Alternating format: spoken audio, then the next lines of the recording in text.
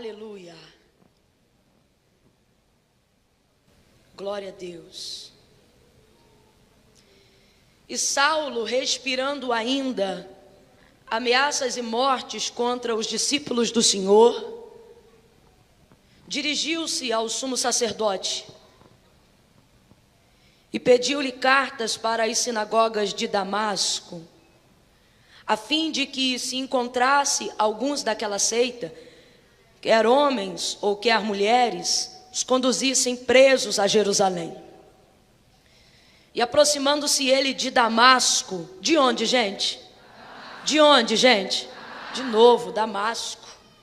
Aproximando-se ele de Damasco na sua viagem, subitamente foi cercado por um resplendor de luz do céu. E caindo por terra, ouviu uma voz que lhe dizia: Saulo, Saulo, por que me persegues? E ele disse: Quem és, Senhor? E respondeu o Senhor: Eu sou Jesus, a quem tu persegues. Agora levanta-te e entra na cidade, lá te será dito o que te convém fazer. E os homens que iam com ele pararam espantados, ouvindo uma voz, mas não vendo ninguém. E Saulo levantou-se da terra, e abrindo os olhos não via coisa alguma, e guiando-o pela mão, o conduziram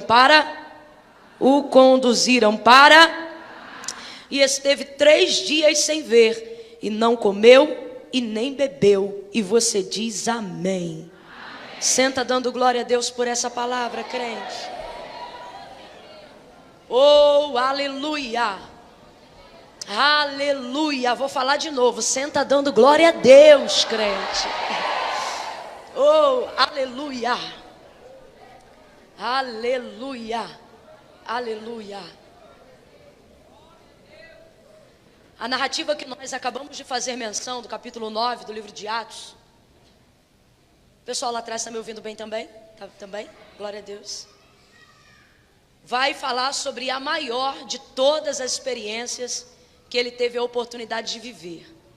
E quando a gente afirma que ele está diante da maior de todas as experiências da sua vida, é válido aqui lembrar que nós estamos falando do apóstolo Paulo, alguém que poderia ser um colecionador das maiores experiências que um homem pode viver dentro do cristianismo, no que tange ao ministério da nova aliança, a dispensação da graça. Depois de Cristo, sem dúvida nenhuma, até mesmo depois de alguns mártires, é uma das pessoas que mais teve experiências, obras, realizações, revelações, conduta doutrinária, bases para a igreja primitiva, contemporânea e pós-moderna. O apóstolo Paulo foi um homem de tantas verdades, um homem de tanta palavra, um homem de tanta revelação, de tanta confiança dos altos céus, que na esfera teológica há uma série de pessoas que, estudando teologia, e teólogos, formadores de opinião dentro do cenário eclesiástico, divergem em uma série de contextos e interpretações bíblicas, o que é muito natural na ciência do estudo da palavra. Mas eu nunca vi uma divergência entre os teólogos no que tange a seguinte afirmação: eles chegam ao ponto de dizer, a despeito de todas as divergências que há em suas visões doutrinárias, que se por alguma desgraça todo o compêndio de informações da palavra de Deus se perdesse e só se restassem as cartas paulíneas, elas têm uma espinha dorsal tão contundente, tão forte, tão inquebrável, que seria o suficiente para que a igreja tivesse paradigma de fé, doutrina e salvação. Tão específico, tão contundente são as revelações, foi a maneira com que Deus se revelou e conduziu o ministério do apóstolo Paulo. Este homem de Deus viveu muitas experiências. Falamos rapidamente ontem sobre algumas, quando, por exemplo, ele foi preso e no pátio, no cárcere inferior, orava com Silas, cantava hino de louvores a Deus e o lugar tremeu pelo poder da oração. As prisões foram abaladas, as cadeias dos presos se abriram, Mas ao invés de todos saírem fugindo, correndo, a experiência sobrenatural vai continuar. Quando o carcereiro pensa que não tem mais jeito e vai tirar a espada da bainha para atentar contra a sua própria vida, desesperado com aquilo que está acontecendo, Paulo vai dizer para ele: não faça isso, estamos todos nós aqui. Como eu disse ontem, eles estavam presos, mas eram mais livres do que muitos outros. Ninguém foi embora. Paulo deteve todo mundo ali, porque não adianta ser solto e não ser livre. E ele estava ali para promover libertação. Ele fala para o carcereiro: crê no Senhor Jesus e será salvo tu e a tua casa. O homem creu, curou os vergões dele. Que experiência de preso diante do carcereiro para ser cuidado pelo carcereiro. E o carcereiro que deveria cuidar da prisão dele vai receber libertação pela vida do presidiário. É bom demais. Que experiência.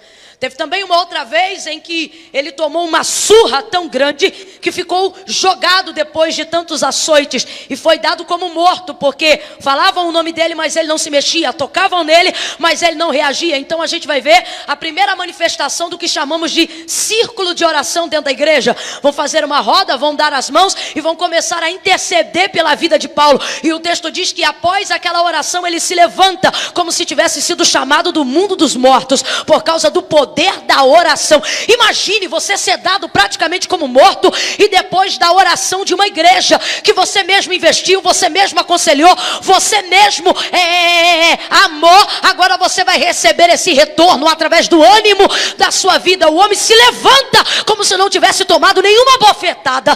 Que experiência! Imagine você ser reerguido pelo poder da oração. Oh, aleluia! Oh, aleluia, aleluia, aleluia, aleluia. Diga comigo, experiência. Diga comigo, experiência. Sonoplasta do meu coração, está muito apertado esse compressor, muito apertado. Se eu falar baixinho, ele fala alto. Se eu gritar, ele abaixa. Isso é compressor. Tenha dó de mim, menos dó do som. Você está protegendo ele, me proteja. Diga, experiência. Experiência. Experiência, segundo o dicionário, é chegar ao conhecimento de algo que você não sabia por intermédio de todos os sentidos do seu corpo. Veja, não são sentimentos, são sentidos. Coisas reais, coisas que você sente na pele, coisas que você sente no olfato, coisas que você sente no paladar. A definição de experiência, isso você pode procurar em qualquer dicionário, não é dicionário bíblico não, dicionário da língua portuguesa. Você vai perceber que a definição mais simplificada de experiência é essa: chegar ao conhecimento de algo que você ainda não sabia por intermédio de todos os sentidos do corpo. Agora perceba o que está acontecendo no capítulo 9. Eu falei aqui de algumas experiências de Saulo. Levantou como se já estivesse morto, viu o cárcere tremer, sem que fosse um abalo sísmico, mas um terremoto do poder de Deus se manifestando naquele lugar. Tirou demônios antigos que ocupavam uma menina, a possuindo com espírito de adivinhação. Pisou na cidade de Éfeso e, como eu disse ontem, em 5 dias acabou com o pensamento e com uma doutrina de mais de 100 anos. São muitas experiências, mas nenhuma delas se compara à que nós acabamos de ver no capítulo 9. Por quê? Porque não existe nenhuma experiência que seja maior do que encontrar o Salvador, o Remidor, o Criador da sua vida, da sua alma. A pessoa que dará sentido à sua existência. E vamos aqui bem dizer a verdade, que todas as experiências só foram possíveis por causa dessa experiência. Quase morreu, mas reergueu, porque encontrou com Jesus. Foi preso, mas depois foi solto, porque Jesus ainda tinha uma obra com ele. Padeceu, mas depois foi reerguido, porque ainda não era o seu tempo, Jesus ainda queria usá-lo. Um dos maiores missionários da igreja primitiva, senão o maior missionário da igreja primitiva, porque foi escolhido para padecer por amor do Senhor. E tudo isso porque o Senhor o selou. Tudo isso porque o Senhor o chamou. Então veja, nenhuma experiência antes de Cristo é mais relevante do que todas as experiências que você vive depois de conhecer a Cristo. É por isso que você precisa ter uma experiência com Cristo.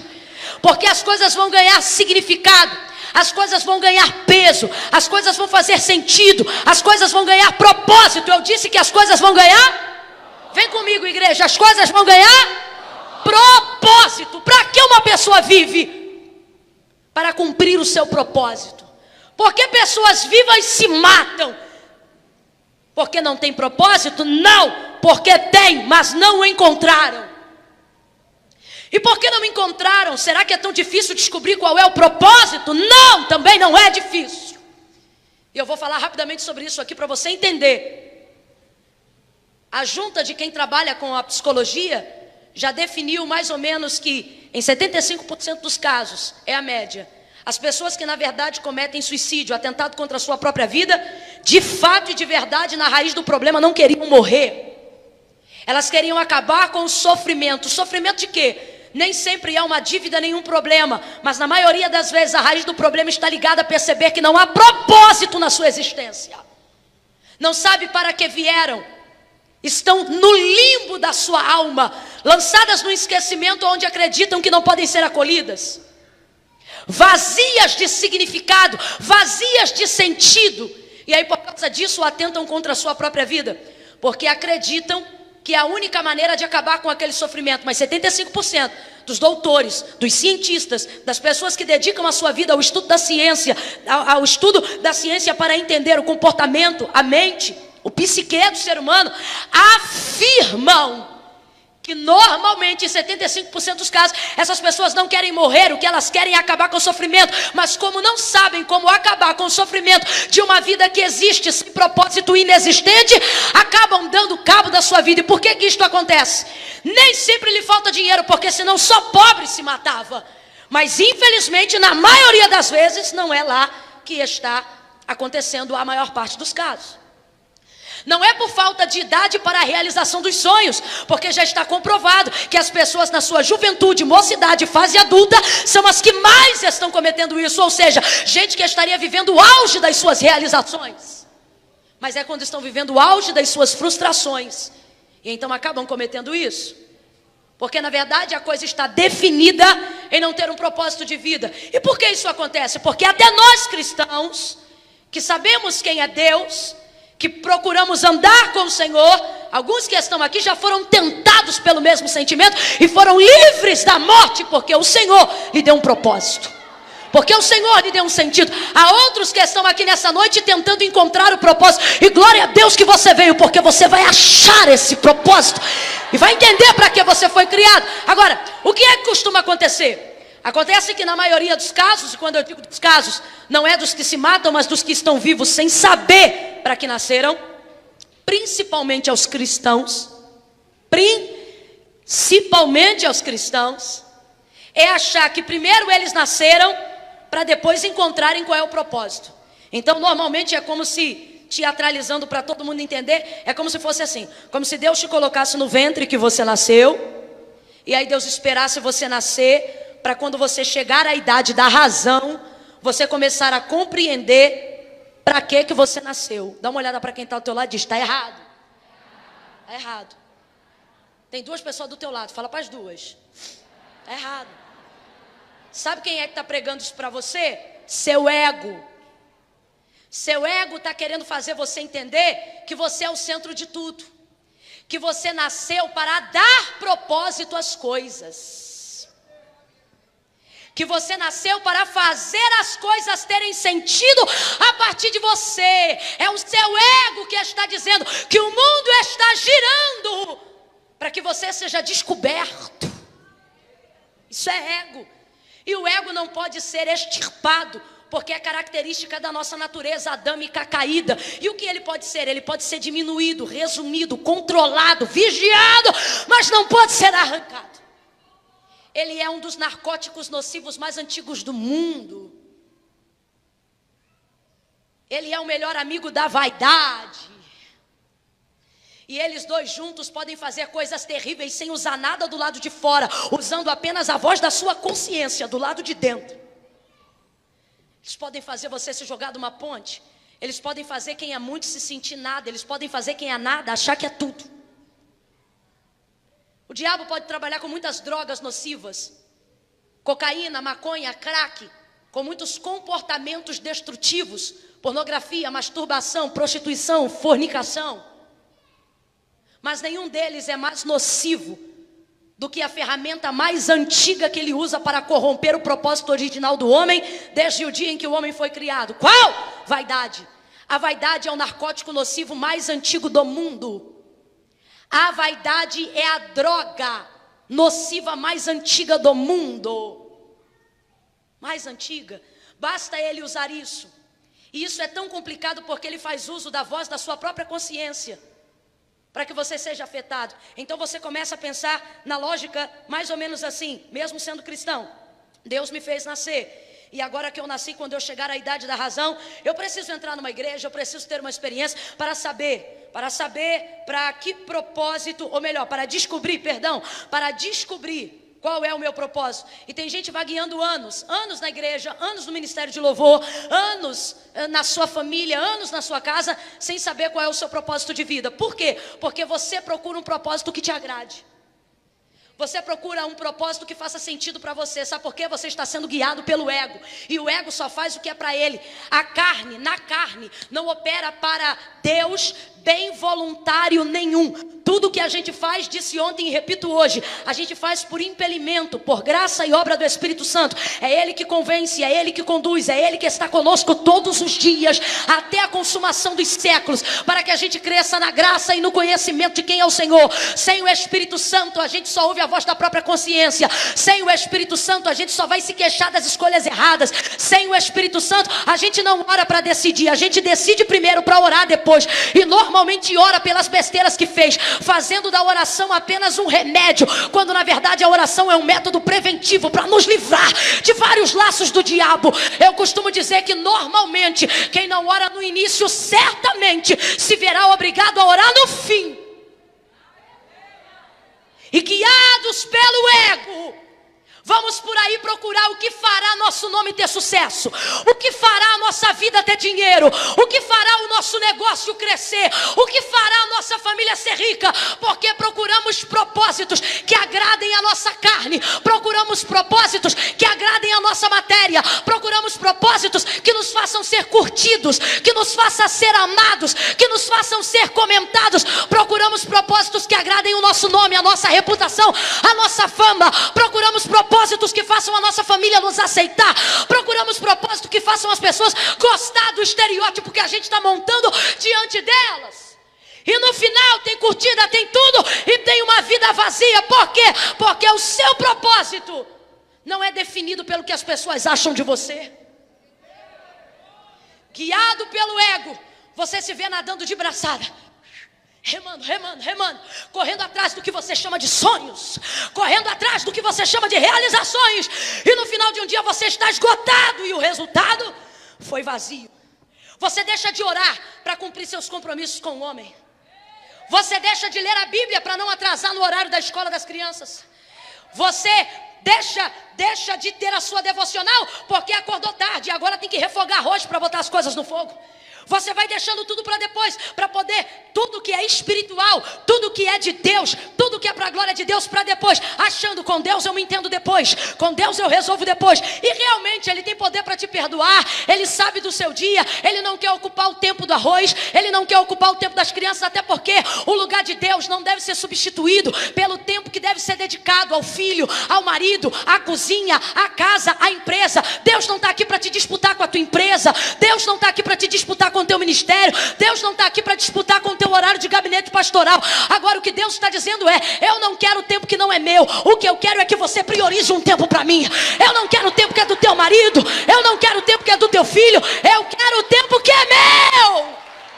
Vai ouvindo aí sabe o que acontece? Acontece que você dedica um dia inteiro para atender às suas demandas, tudo que você precisa fazer para alcançar o seu propósito, porque a sua vida tem que estar resolvida, porque você precisa crescer, porque você precisa enriquecer, porque você precisa ser famoso, porque você precisa ter dinheiro, porque você precisa comprar a sua casa, porque você tem que casar, porque você tem que namorar, porque você tem que construir, e no final de um dia você dá tudo, mas tudo que você sente de retorno é nada. O vazio de quem está marchando sozinho, o cansaço de quem se vê pegado ao remo e sem GPS no barco. Você pensa Mas por vezes ao longo desse trajeto você diz: meu Deus, para onde eu estou indo? Irmã Camila, por que isso acontece? Porque pessoas que amam a Deus, porque pessoas que servem a Deus, porque pessoas que vêm à igreja se sentem vazias e não conseguem viver uma vida de propósito. São pessoas que conseguem um mecanismo do que elas precisam receber de Deus, mas nada do que Deus te dá substitui a presença dele. Nada. E porque você não encontrou ainda o seu propósito, porque você criou na sua mentalidade esse mecanismo que só pode ser do Adão, obra da carne, ou de Satanás, que é fazer a gente, guiado pelo nosso ego, pensar que o propósito da nossa vida é fazer o que nos faz bem, é fazer o que nos dá sucesso. Mas fala para mim, de tudo que você já correu atrás para ter, de tudo que você já correu atrás para sentir, alguma dessas coisas te deu mais prazer do que alguns minutos da visita, da presença de Deus através de um louvor, de uma adoração, de um abraço, de uma palavra, de alguma coisa certeira, do dia que Deus te acertou, igual uma flecha, vai no meio do alvo. Alguém aqui saberia transmitir em palavras o dia da sua maior visitação? Alguém aqui conseguiria traduzir de fato o que foi que o Espírito Santo de Deus fez em você quando você começou a orar, mas não sabia nem organizar as palavras, mas Ele alinhou tudo de um tão jeito que você, quando levantou da oração, sentiu-se aliviado de todas as demandas, mesmo com os boletos, as contas e os problemas estando no mesmo lugar. Você não estava mais no mesmo lugar, você não era mais a mesma pessoa, mesmo olhando para um caminho que você tem que voltar, um culto que acaba, uma visitação num culto, e aí o culto acaba, você vai para casa, uma visitação no trabalho, e aí o trabalho acaba, e você vai para casa ou vai para outro lugar, aonde você percebe que vai voltar para a mesma casa, vai voltar para os mesmos filhos, vai voltar para o mesmo nível de atribulação. As coisas estão lá exatamente como estavam antes, mas por causa da experiência, por causa da presença de Deus, está tudo no mesmo lugar, mas você volta totalmente diferente. E aí você pensa: o que houve? O que houve? Sabe o que houve? As coisas ficaram no lugar, mas você não é mais a mesma. O caminho é o mesmo, mas você não é mais a mesma. O trabalho é o mesmo, mas você não é mais o mesmo. O que você está falando, irmã Camila? Estou falando sobre a necessidade de nós entendermos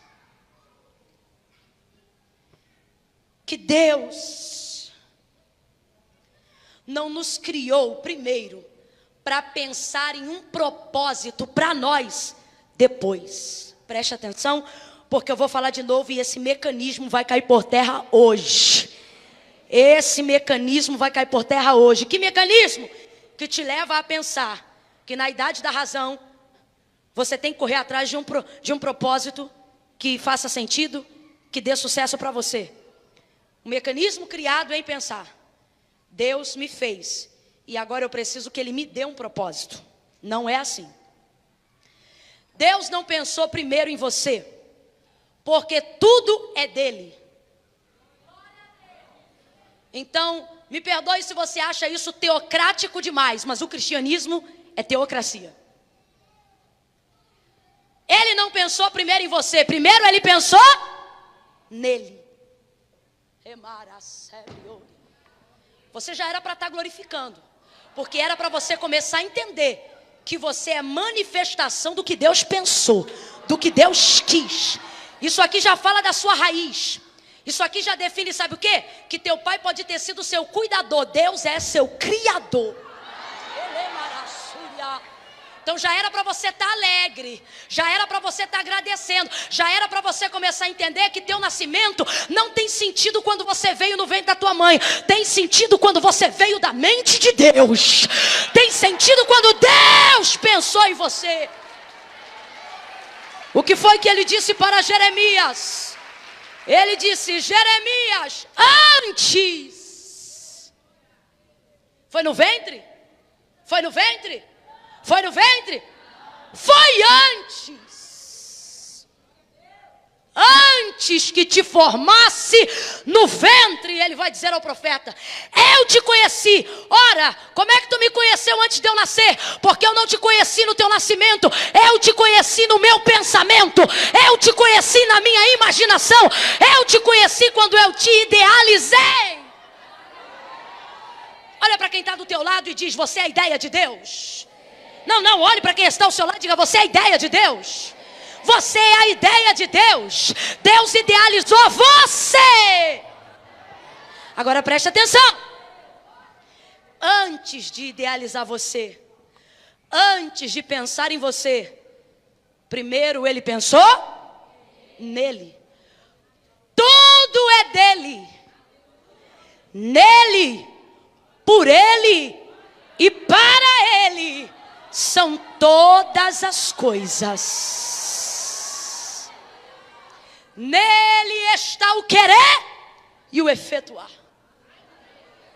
Nele está a vontade e a execução para cumprir a vontade que colocou em alguém. Você diz assim: por que eu não consigo me livrar de sonhos que são mais altos do que o meu? Se eu sou tão pequena, por que eu nasci com essa mente? Por que eu tenho vontade de fazer o que ninguém nunca fez na minha família? Você diz: por que eu tenho vontade de ser o que ninguém nunca foi? Por que eu me vejo em lugares onde pessoas que eu conheço nunca entraram lá? Por que eu me vejo em cenários que eu não tenho memória para ser influenciada por ela? Por que essas coisas acontecem? Gente que está tentando se desvencilhar das coisas relativas ao seu chamado. Gente que está tentando se desvencilhar de coisas relativas à vontade de Deus. Porque não entendem como é que uma coisa tão grande pode habitar, morar, insistir dentro de uma mente tão pequena, dentro de uma carne tão fraca. Não está entendendo? É Deus dizendo: o querer é meu, o querer é meu, o querer é meu, o querer é meu, o querer é meu. Essa vontade de ter uma fábrica de empada, o querer é meu. Essa vontade de ver teu marido como pastor, o querer é meu. Essa vontade de ver esse menino missionário, o querer é meu. Essa igreja que você se vê sendo pastor, o querer é meu. Essa multidão que você chama de ovelhas, o querer é meu. Meu é o querer e vai acontecer o efetuar. Meu é o querer e eu vou cumprir a minha vontade. Meu é o querer e eu faço tudo o que eu quero. Levanta a mão direita para o céu. Levanta a mão direita para o céu e diga: Deus. Não, diga: Deus. Deus faz tudo. Enrola a língua até falar em línguas. Diz: tudo, tudo, tudo, tudo, tudo, tudo, tudo, tudo, tudo, tudo, tudo, tudo que tu queres fazer em mim. Teu é o querer, teu é o querer, teu é o querer.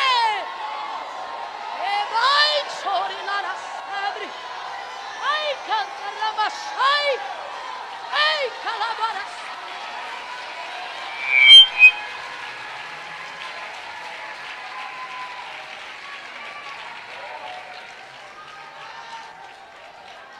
Eu chego para minha mãe e digo assim: olha, mãe, eu quero bolinho de chuva. Duas coisas minha mãe faz que me agracia, que me faz sorrir. É bolinho de chuva de banana. E é quando eu chego em casa e minha mãe está em casa e ela me recebe e ela diz assim: quer angu? Ela já diz que quer. Ela sabe que é o que eu quero.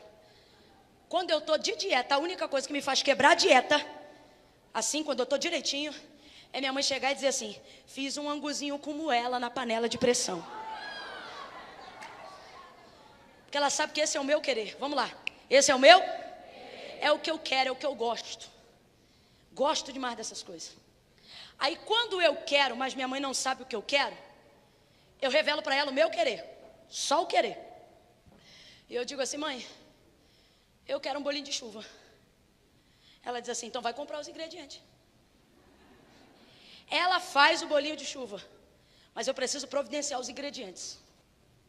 Ela faz o meu angu com moela na panela de pressão, mas eu preciso arrumar um jeito de que minha mãe tenha condições de trazer a moela e o angu. Deus está dizendo: você acha que eu vou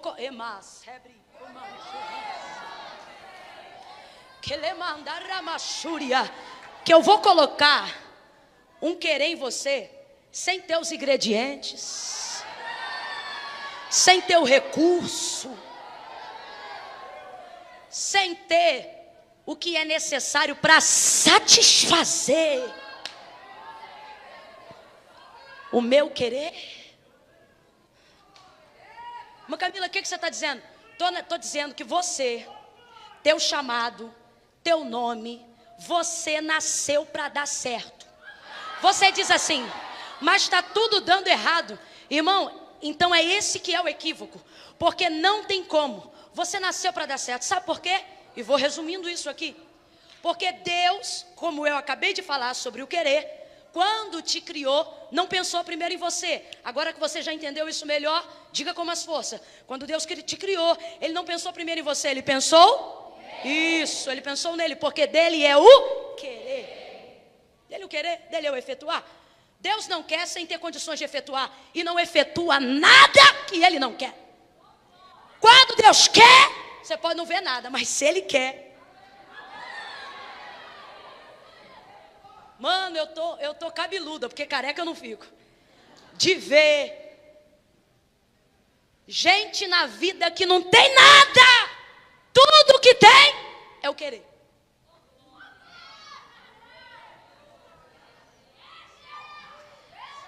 Aí daqui uns 10 anos você vê essa gente numa posição, num lugar, numa honra, numa pompa. E tu pergunta para essa pessoa, o que é que tu tinha? Ela diz, eu só tinha o querer.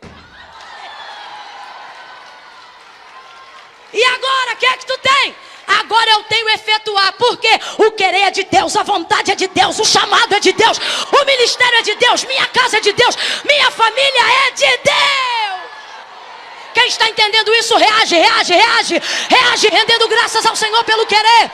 Eu tenho dito para as pessoas há mais de 10 anos, eu digo isso para elas, eu digo, quando Deus te fizer uma promessa, acredita. Aí você diz, irmã Camila, tudo que eu tenho é uma palavra, e eu te digo, céus e terra foram criados pelo poder da palavra.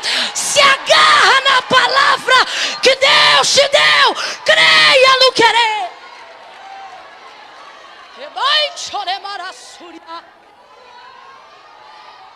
Aleluia! Oh, aleluia!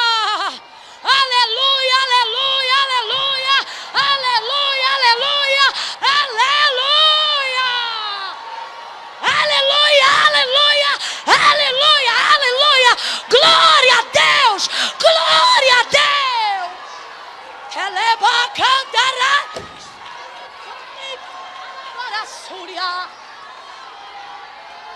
Eita presença! Presença, toma presença, recebe presença, sinta a presença. É isso que a tua alma quer, é isso que teu espírito pede. Sinta a presença do dono do querer e do efetuar em nosso meio.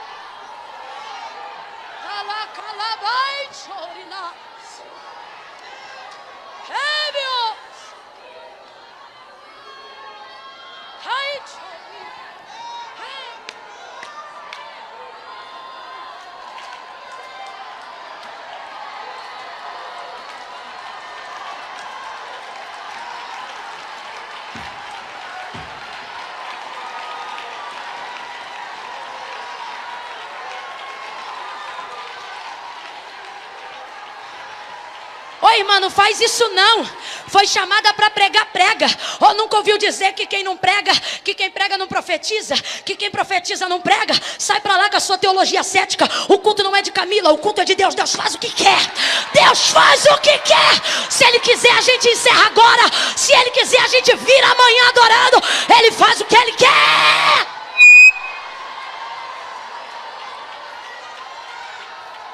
E glória ao nome dEle por isso. Glória ao nome dEle por isso. Glória ao nome dEle por isso.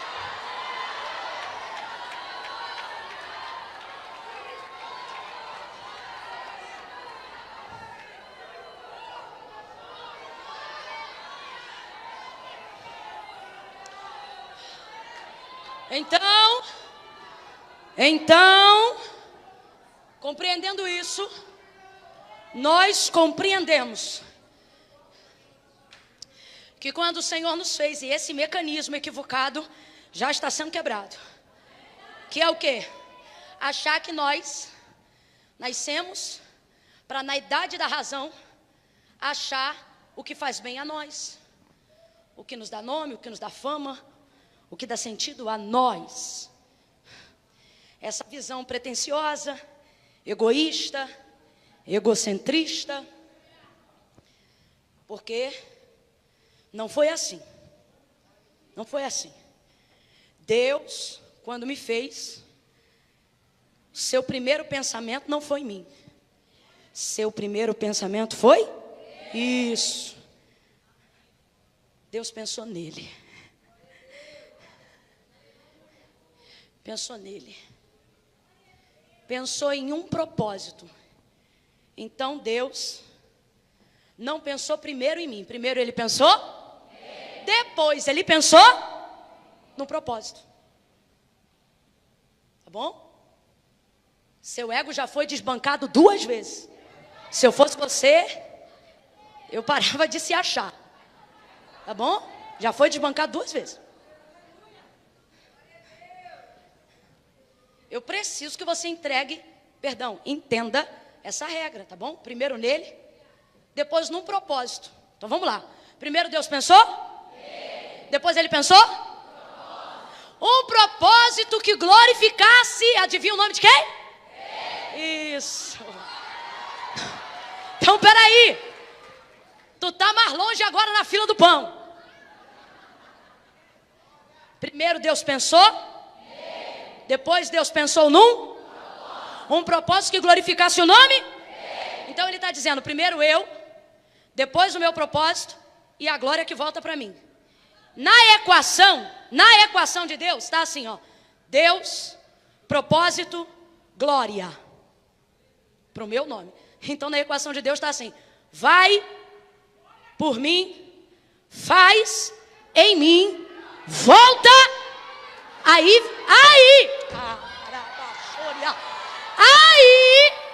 Deus pensou em quem? Quem pode dar um glória a Deus? Quem pode dar um aleluia?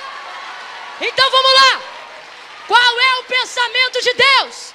O pensamento de Deus é esse aqui, ó. Eu não estou definindo, tá, gente? Isso aqui é uma superficialidade. Ninguém pode. A mente de Deus é inescrutável. Mas aquilo que o Espírito Santo tem nos dado graça para compreender, o que nós precisamos transformar em nós para agradar a Ele, Ele nos concede essa porção para essa noite. Então, primeiro Deus pensa nele, depois Ele pensa num propósito, que então glorifique o nome dEle. Então a equação é essa. Eu vou fazer por mim algo que passará em mim, mas precisa ser, ou melhor, precisa voltar para mim. Quem eu vou encontrar para fazer com que aquilo que é meu e passa por mim volte para mim? Então eu preciso de alguém que entenda que foi criado por mim, que fará em mim e que me glorificará. Ou seja, trará de volta para mim tudo o que eu fiz acontecer na vida dessa pessoa. Será que essa pessoa veio no culto hoje? Agora escute, vou te falar. Veio no culto e vão compreender. Mas deixa eu te dizer, quem está em casa também participa da mesma equação. Quem já conhece Cristo como Senhor também participa da mesma equação. Eu quero dizer que não é porque você é salvo, ou não é porque você crer em Deus, que você faz parte dessa equação. Todos aqueles que já nasceram fazem parte da mesma equação. Todos têm um propósito.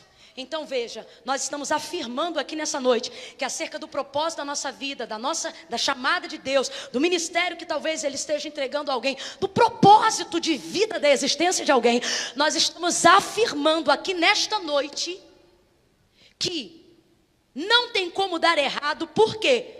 Porque Deus pensou primeiro no propósito.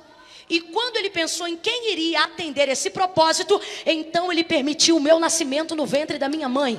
Então, irmã Camila, por que se eu faço parte de uma equação divina, por que eu sou a matéria-prima real e existente da obra e da vontade do querer de Deus? Por que eu me sinto isolada? Por que eu me sinto insegura? Por que eu não entendo o meu chamado? Por que eu não consigo compreender o real propósito da minha vida? Porque você tem procurado coisas que façam sentido para você. Irmã Camila, o que eu faço? Faz uma meia volta e comece a procurar coisas que façam sentido para a glória de Deus. Quando você começar a procurar coisas que façam sentido para a glória de Deus, coisas que agradem a Deus, coisas que louvem a Deus, coisas que dão prazer a Deus, você será honrado, você será abençoado, você será animado. Pega na mão de alguém, mas pega com vontade. Mostra para essa pessoa que ela sentou do lado de um profeta, de uma pessoa que veio à terra para cumprir um propósito de Deus. Olha para ele e diz: você está sentado do lado de alguém que nasceu para cumprir um propósito divino, para glorificar a Deus, para exaltar a Deus. Exalte, exalte, exalte, exalte. Tudo que tem fôlego, louve ao Senhor. Tudo que tem fôlego, louve ao Senhor. Não adianta conseguir muito dinheiro e não ter o propósito. Esse dinheiro vai te matar. Por quê? Porque se eu não tiver propósito, eu não sei para que vim. Se não sei para que vim, não entendo a razão pelo qual eu existo. Então viver em um corpo que eu não sei pelo qual eu habito é viver uma tortura diária. E aí eu quero a morte para me livrar dele. Porque eu não estou conseguindo? Porque eu não estou procurando coisas que glorifiquem a Deus. Vim de Deus, nasci para Deus, para corresponder a um propósito divino. Deus não pensou primeiro em mim, Deus pensou primeiro nele. Deus não pensou primeiro em como eu seria, Deus pensou no que faria. E Deus pensou como isso voltaria para ele. Então ele disse: pode nascer Fernanda, pode nascer Mário, nasce João, nasce Camila, nasce Dalila, nasce Cirilo, nasce. Ele disse: vida. E você está aqui. Eu vou perguntar, vai parecer embolado, mas isso é só para gente. Deus ouve todas as vozes sem confundir nenhuma delas. Vou perguntar, vai parecer enrolado, mas fique tranquilo. Deus conhece os timbres, conhece todo mundo que está aqui e vai saber quem está falando o seu nome, tá bom? No 3, você vai dizer o teu nome, amém? 1, 2, 3, vai! Você nasceu para cumprir um propósito que glorifica a Deus. Pregue, ministre para pelo menos 4 pessoas. Diga: não tem como dar errado. Não tem como dar errado. Não tem como dar errado. Você nasceu para dar certo. Vai dar certo, vai dar certo. Você aguenta, segura firme. Não dá cabo da sua vida não. Não termina a história não. Continua. Vai andando no tempo de Deus. Até aquilo que era para dar errado vai dar certo. Você nasceu para dar certo. Oh, diga para alguém aí: fica vivo, fica vivo, fica vivo. Vai andando, vai arrastando, vai pulando, vai correndo, mas fica vivo, fica vivo. Ai, irmã Camila, eu estou tomando Rivotril, mas tá viva, então fica viva. Oi, irmã Camila, eu estou fazendo tratamento com psiquiatra. Faz mesmo e fica viva. Oi, irmã Camila, meu marido me deixou, foi embora de casa. Está dizendo: fica viva, porque ele vai querer ficar vivo com a outra. Fica viva para fazer ele se arrepender da besteira que ele fez. Fica viva, garota. Fica viva. Ah não, prega, diz: fica vivo, fica vivo, fica vivo. Eu vim para que tenhas vida e a tenhas em abundância, e a tenhas com propósito.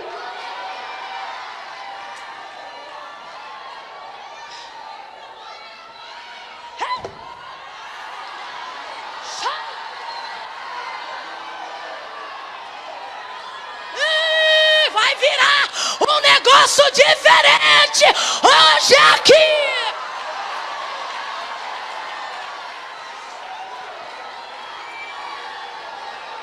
O propósito está na vida. Quando você não tem propósito, você quer morrer. Mas Camila, você é contra a morte? Não, sou contra uma vida sem propósito. Não confunda as coisas. Mas Camila, a senhora tem medo da morte? Não, sou contra uma vida sem propósito. Não confunda as coisas. Quando você entende o propósito da sua vida, você não quer morrer, você quer viver. Mas se para cumprir o propósito da tua vida, tu tiver que passar pela morte. Oi, irmã Camila, a irmã falou passar pela morte como quem passa por uma porta, né? Atravessa de um lado e chega do outro. Mas é exatamente isso. O que eu não quero é que você sepulte em vida, sem que tua morte tenha um propósito, sem que tua vida tenha um propósito. Paulo achou o propósito. Sem o propósito ele quer matar, com o propósito ele quer dar vida. Escute.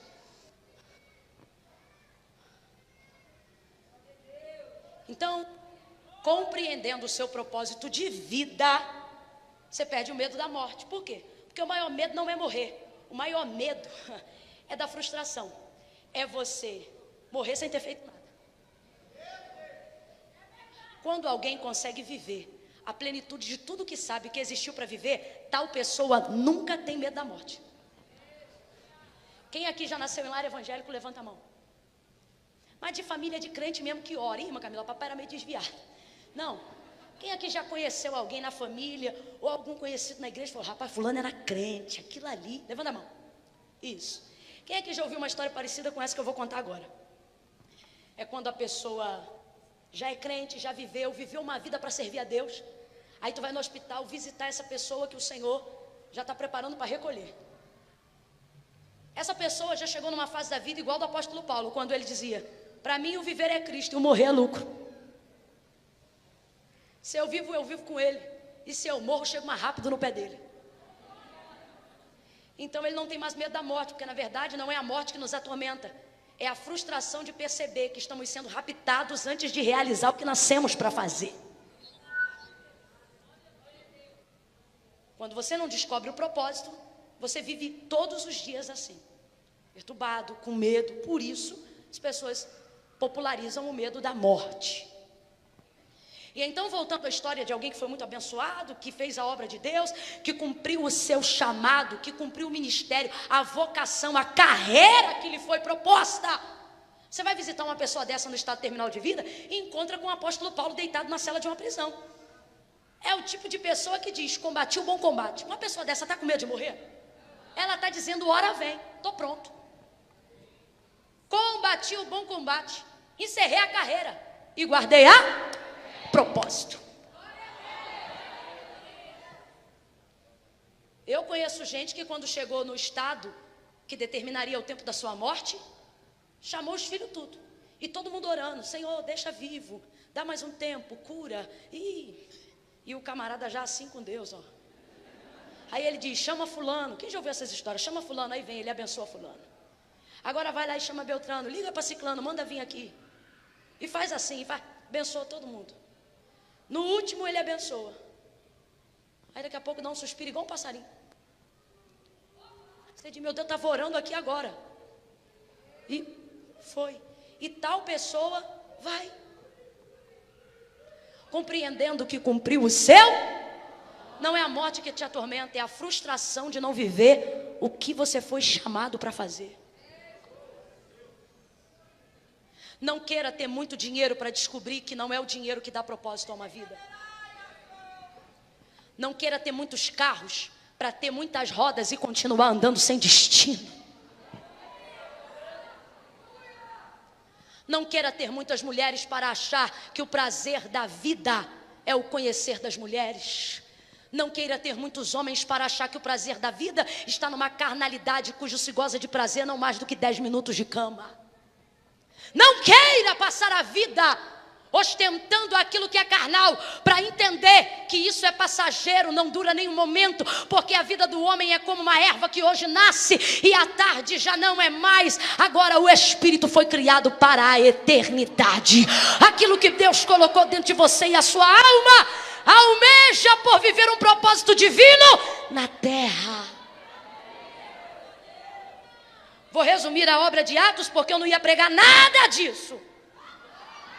Mas isso é culpa desses crentes, que a gente pede para orar e eles oram mesmo. Aí eles dizem: Senhor, não deixa ela fazer nada do que quer não, faz o teu querer.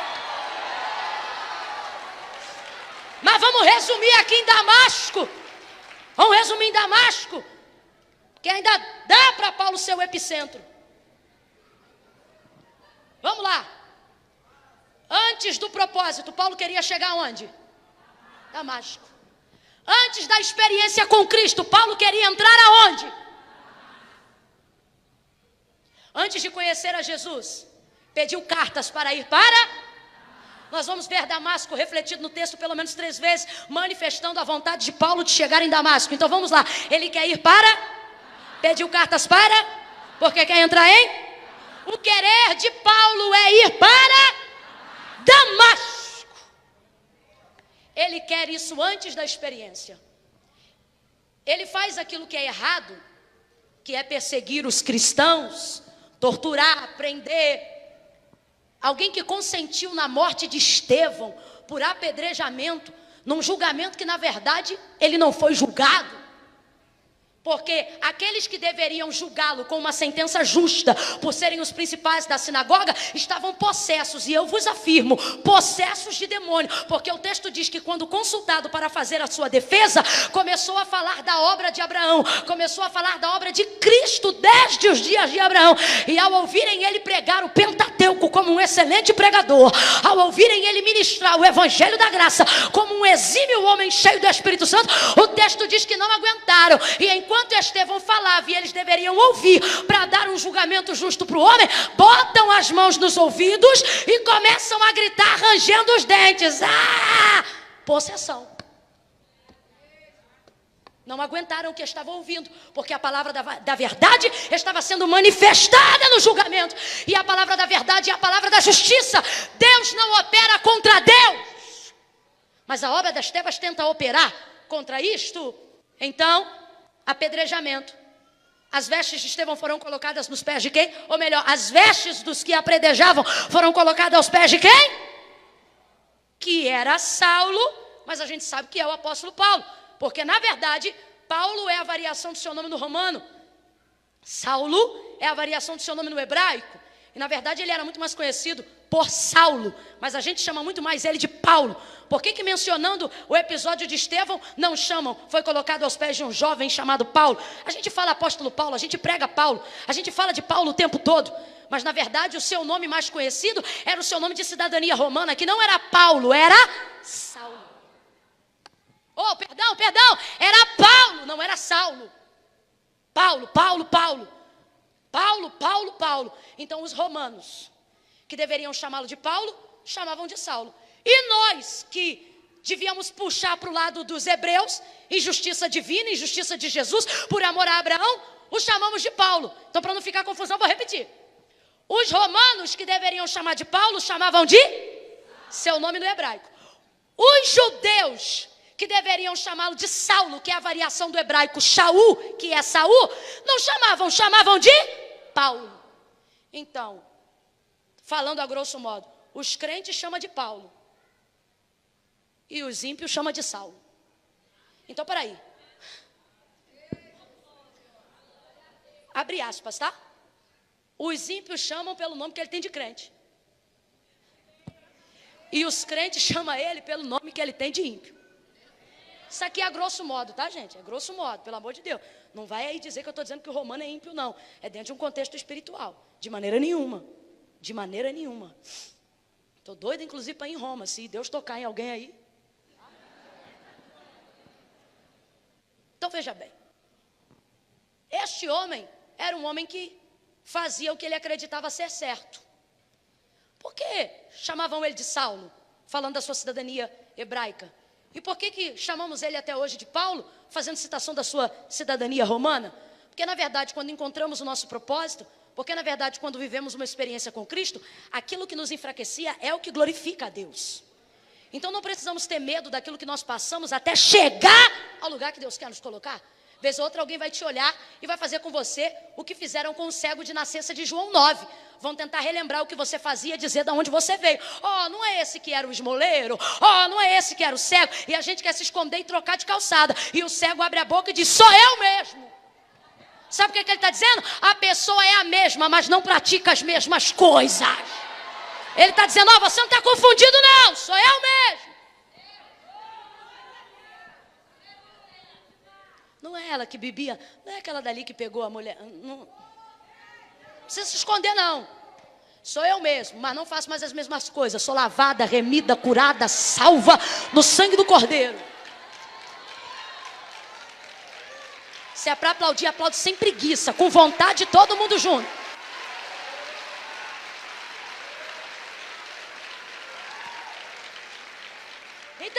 Então aqui, ó,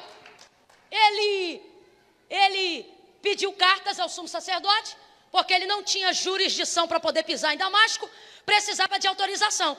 Ele queria entrar num lugar que em tese não faz parte da autorização dele. Lugar esse que nem Gamaliel quis entrar. Porque o próprio Gamaliel, numa oportunidade diante de Pedro, quando estava para ser preso, vai dizer aos principais, olha, dai de mão a esses homens, porque se essa obra for de Cefas é um charlatão da época que também se dizia um revolucionário, que iria tirar os israelitas de debaixo do governo de Roma, mas ele era charlatão, sem vergonha, e usava o nome de Deus para fazer todo tipo de porcaria na cidade, todo tipo de perversão moral, fazendo uso de justificativa espiritual, e tem muitos Cefas por aí. E então Gamaliel, que não havia confessado ser Cristo, o Messias, vai ter temor de Deus pela vida de Pedro, de João, dos discípulos. E falando acerca de Pedro propriamente, ele vai dizer, dai de mão a esses homens, porque se essa obra for de Cefas, vocês nem precisam prender eles. Porque começa hoje e não dá cabo de seguir amanhã, porque a obra de Cefas é assim. Eles pensam que igreja é boteco. Abre da gente e fica aberta. Passa um vento, não tem gente, eles fecham. Se é de Cefas, não vai ficar de pé. Aí ele diz, mas dá a mão, larga eles. Porque se essa obra for de Deus, para que vocês não se vejam lutando contra Deus, para que vocês não se vejam lutando contra o dono do querer e do efetuar.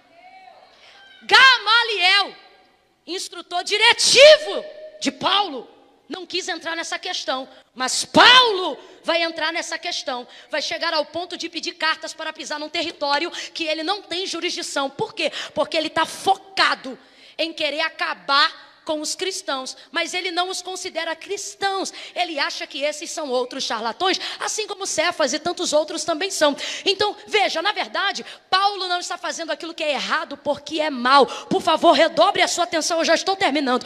Paulo não está fazendo aquilo que é errado porque ele é um homem mau, não, ele está fazendo aquilo que é errado, jurando que está, acreditando que está fazendo a coisa certa. Soldado romano, um homem convicto de Deus, leitor da Torá, um conhecedor dos antigos profetas, dos profetas maiores, dos profetas menores e das profecias, um aluno aos pés de Gamaliel, 14 anos dedicados ao estudo nos escritos sagrados, alguém que com 7 anos de idade já fazia a citação da lei de Có, um homem poliglota, inteligente, pluralizado na cultura, não está fazendo isso para poder torturar gratuitamente, não. Ele não está fazendo o que é errado porque ele é mau, ele está fazendo o que é errado, que é torturar, matar e prender os judeus cristãos e os cristãos de uma maneira geral, porque ele acha que o que ele está fazendo é certo, mas ele está fazendo o que é errado, mas não sabe que o que está fazendo é errado, porque ele está fazendo o que é errado, tentando fazer a coisa. E você diz, o que eu tenho a ver com isso? Tudo. Procurando propósitos que atendam às suas necessidades, você todo dia faz coisas erradas, não porque é um cretino, Não porque é uma vacilona. Não. Estou usando termos que a sua consciência tem usado para te ferir, mas estou usando para te curar. Não é por isso que você não consegue. Não é por isso. É porque você está tentando fazer coisas que você julga ser certas. Você está tentando fazer o que é certo. Você está tentando acertar, mas está fazendo isso do jeito errado. Porque está andando segundo suas próprias convicções, segundo suas próprias filosofias e longe da experiência de vida que é ter uma vida guiada por Deus. Então escute isso. Pedindo cartas agora vai para um lugar onde o evangelho está crescendo e ele quer chegar em Damasco. Damasco se torna o alvo da sua vontade. Querendo entrar ali, ele pede cartas e vai caminhando para lá. Ele tem autorização, está tudo transcorrendo bem. Mas quando ele vai chegando à entrada do portal da cidade, à entrada da porta de Damasco, o texto diz que ele é cercado. Vem comigo e diga, por todo lado. Deus me trouxe aqui para te dizer que você não vai fugir. Mas Camila, eu não vou fugir o quê? Porque eu não quero? Não, não vai fugir porque não vai ter condições. Paulo vai ser cercado. Eu estou ainda, irmãos, e eu libero profeticamente aqui. Gente que é alvo das tuas orações dentro de casa. Gente que é alvo das tuas orações na tua família. Gente que é alvo das tuas orações na sua residência, na sua comunidade. Gente que todo mundo diz, isso aí não tem jeito. Gente que diz, eu não quero. O Senhor está dizendo, eu não estou trabalhando com o querer dele, eu estou trabalhando com o meu. E se você quer como eu quero, eu vou cercar ele. Deus está falando comigo que vai cercar o filho de alguém aqui. Deus está falando comigo que vai cercar o marido de alguém aqui. Está cercado. Cercou ele por todos os lados. Grita para esse crente aí, que eu estou meio surda hoje. Grita para esse crente aí do teu lado e diz, está cercado. Não, faltou empolgação, diga, cercado. E quando você está cercado, vou te dar um conselho. Se renda.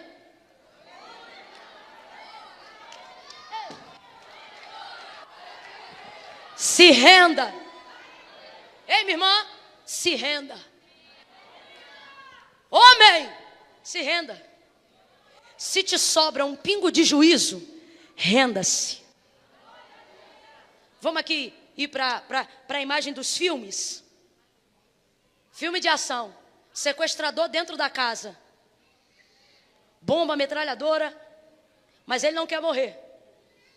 Segura então o refém. Aperta o refém. Maltrata o refém. Não porque quer maltratar o refém, mas é porque no refém está a possibilidade da sua fuga. Está a possibilidade da sua saída. Tem gente que só machuca os outros por causa disso.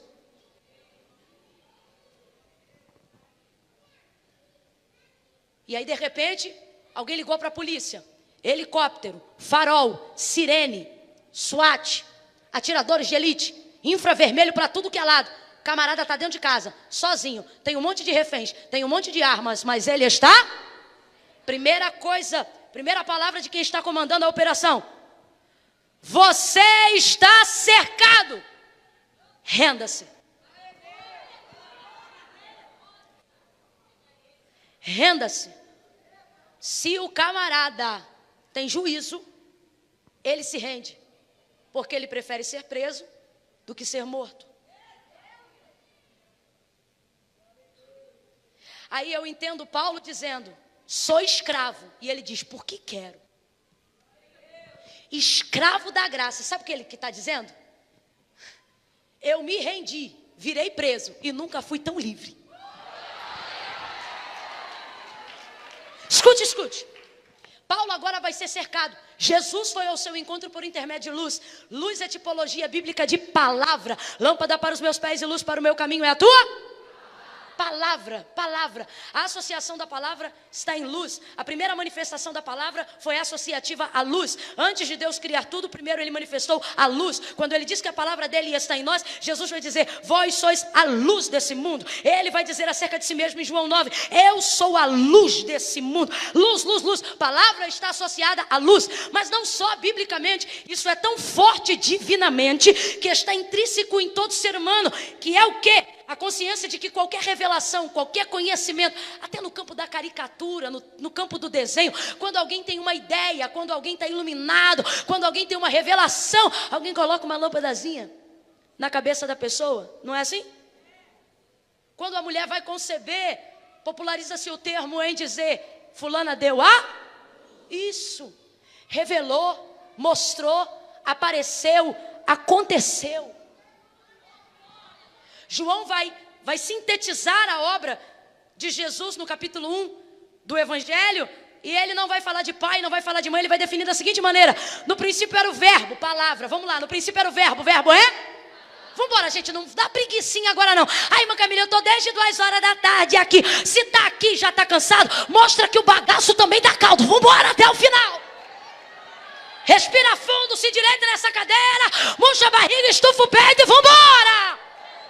Vambora, porque comida e bebida a gente tem todo dia. Segunda-feira, terça-feira, sábado e domingo a gente tem toda semana. Mas o que a gente está recebendo hoje aqui é hoje. E o que tem lá fora não muda nada. Mas o que a gente está recebendo hoje aqui muda a nossa história, muda a nossa vida. Então se endireita aí nessa cadeira. Não me faz cara de, ai, para, tu vai ver se eu não vou aí. Preste atenção. No princípio era o verbo, ou seja, tudo que acontece, tudo que existe, é pelo poder da palavra. No princípio era o verbo é a? No princípio era o verbo, e o verbo é a? No princípio era o verbo, e o verbo estava com Deus, então Deus é a? E a palavra manifesta quem é? Deus. Isso. No princípio era o verbo estava com Deus, o verbo era Deus. Nele estava a vida. Então, peraí, então a vida está na? Isso. No princípio era o verbo estava com Deus, o verbo era Deus. Nele estava a vida. E a vida era a luz dos homens. A revelação de Jesus Cristo para Saulo no caminho de Damasco, ela aconteceu em luz, porque o Senhor quer revelar algo que ele não sabe. Mãe Camila, o que você está dizendo? Não me interessa se você tem 30 anos de crente. Não me interessa se você é centenário do cristianismo. Não me interessa se você é patrimônio tombado da igreja cristã de Contagem. Deus te trouxe hoje aqui para te dizer, não importa se você tem 30, 50, 60 ou 12 anos de idade. Ele tem uma revelação. Ele tem uma revelação. Ele tem uma revelação específica para você. Para você conhecê-lo. Para você saber quem ele é. E a única maneira dele fazer isso é manifestando-se pela sua palavra. Então Jesus vai aparecer agora em manifestação de luz. Vai cercar Paulo para todos os lados. Não quero que você esqueça, quero que você lembre. Ele está em caminho de? Quer entrar em? Sua vontade é pisar lá em? Contra Jesus, cercado. Porque tem gente achando que o chamado é assim, olha. Se eu não quiser, Deus não faz. Olha, isso depende. Porque às vezes você não quer. Mas alguém que conhece o querer de Deus começa a querer o que você não quer, mas Deus quer. Isso está sendo filmado? Mas está sendo gravado ou só transmitido? Os dois? Então não vou repetir de novo não. Se você quiser ouvir, você ouve ele de novo.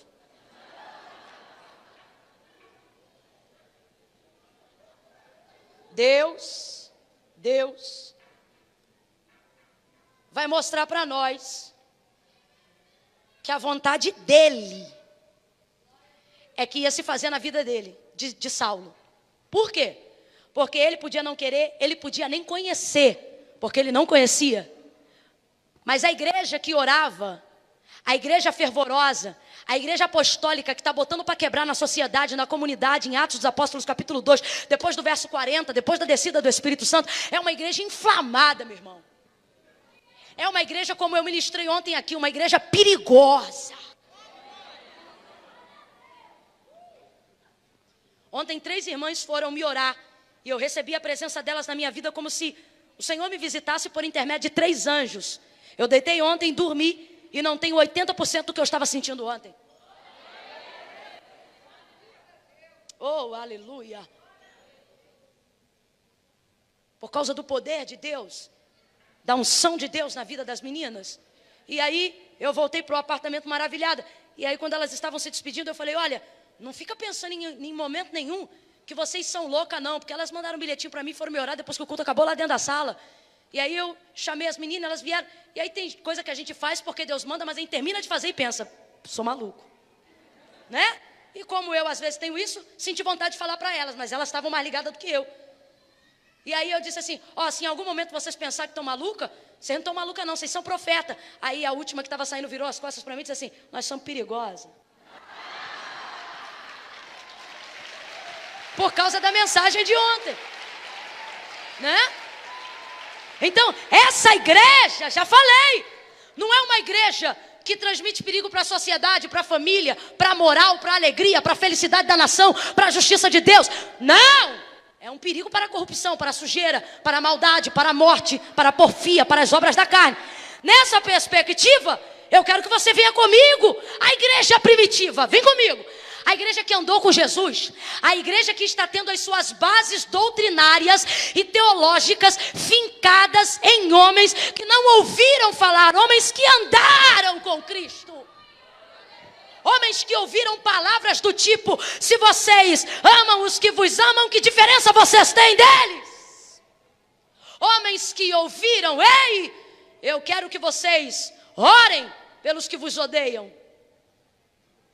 Abençoem os que vos perseguem. Eles querem falar de mandamento de Moisés, eles querem falar de lei, eles querem falar o que diziam os nossos pais. E aí Jesus diz, eu tenho uma informação direta do Pai, porque quem vê a mim vê o Pai. O Pai disse assim, mas eu vos digo um novo mandamento, ame o próximo como a ti mesmo. Pessoas que andaram com esse Cristo, pessoas que sentaram com ele, comeram com ele. Imagine agora a igreja tendo os primórdios do seu fundamento, as bases da sua fé, associada por homens que não ouviram, mas que viveram o cristianismo. Pensou? Vem comigo mais um pouco, vem!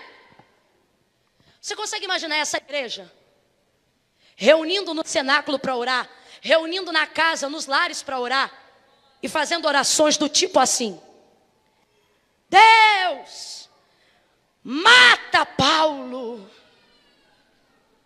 A fama dele já percorreu, porque quando o Senhor visitou Ananias, o que Ananias, discípulo do Senhor, vai dizer para Jesus? Vai dizer o que para Deus? Vai dizer, eu tenho ouvido de muitos que este homem é um sanguinário, é um torturador, é um perseguidor. Então, a igreja ora por causas que lhe preocupam, sim ou não? Vem comigo, não vai embora não. Você consegue imaginar a igreja que andou com Cristo se reunindo para orar, dizendo, mata ele? Dá para imaginar essa cena?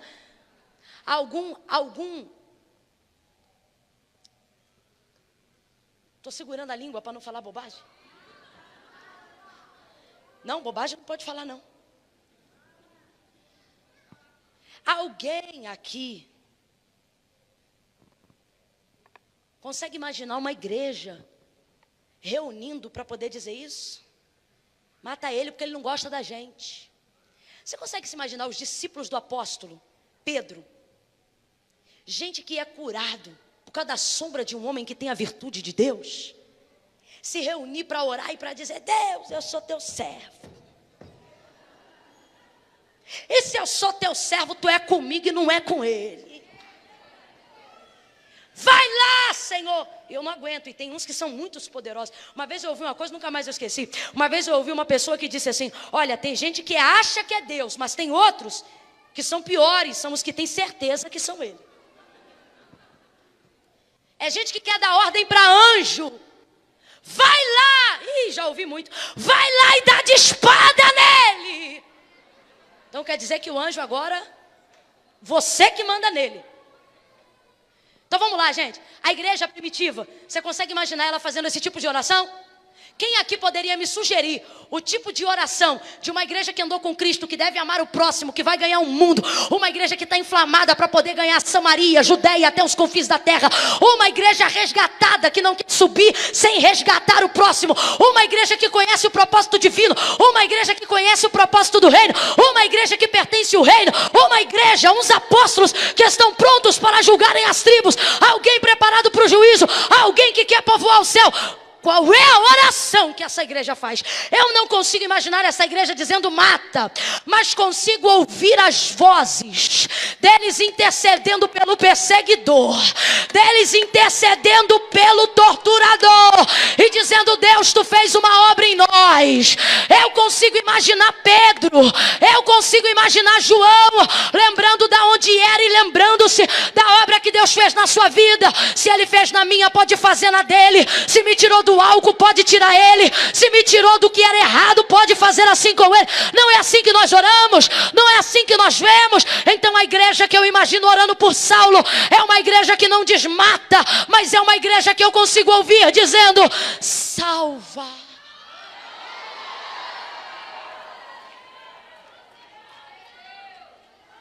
Salva ele. Mas Camila, por que você acha isso? Você que está dizendo que eu acho, eu tenho certeza. Jesus, quando aparece para ele, chama ele assim: Shaul, Shaul, que é Saul, Saul. Por que me persegues? Jesus disse: quem faz a vocês não faz contra vocês, faz a. Por isso serei odiados? Por causa da cor da pele, por causa do cabelo? Não, por amor do meu. Todo o restante é pretexto. O que eles odeiam é o Cristo que há em você.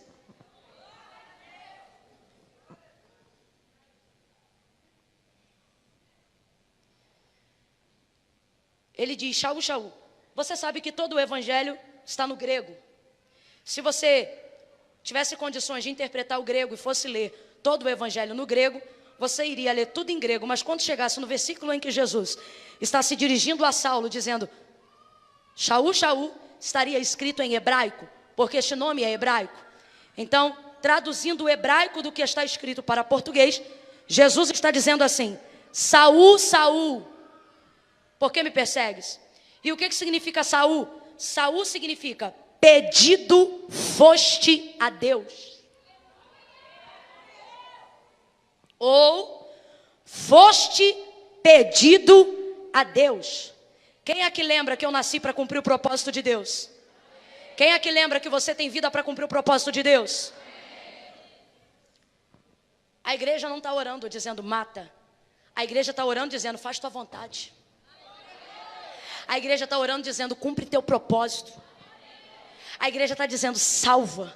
Deus cerca ele e chama Saul, Saul. Por que Saul significa pedido foste a Deus? Porque quando o povo quis ter um rei, Israel, Deus não queria que o povo tivesse um rei.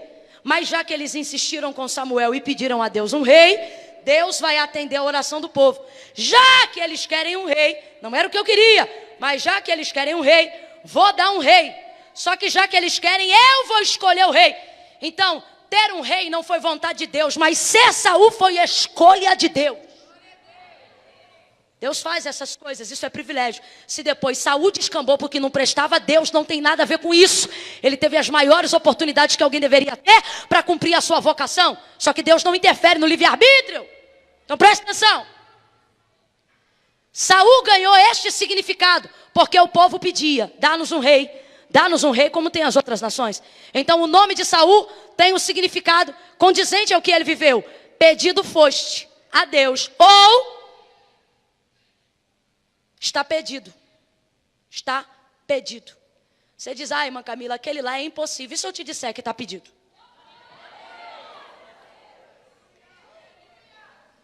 Tem lugares aí que quando alguém é ameaçado de morte, o código para capturar essa pessoa é: fulano? Nunca mais vi fulano. Cadê fulano? Aí a pessoa da cidade que conhece as informações, não é o fofoqueiro, é o que conhece as informações. Ele diz: menina, fulano está pedido. Não está aqui porque está pedido.